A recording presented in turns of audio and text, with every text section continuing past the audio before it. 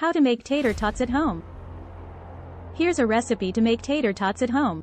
Ingredients: 4 large potatoes, 1 tablespoon all-purpose flour, 1/2 teaspoon salt, 1/4 teaspoon garlic powder, 1/4 teaspoon onion powder, vegetable oil for frying.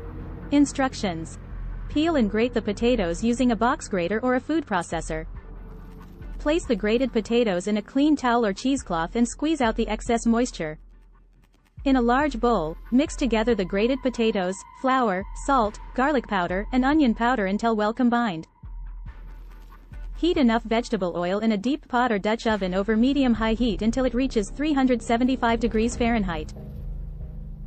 Using a small cookie scoop or a tablespoon, scoop the potato mixture into small balls. Carefully drop the potato balls into the hot oil and fry for 2 to 3 minutes or until golden brown. Remove the tater tots from the oil with a slotted spoon and place them on a paper towel-lined plate to drain any excess oil. Serve the tater tots hot with ketchup or your favorite dipping sauce.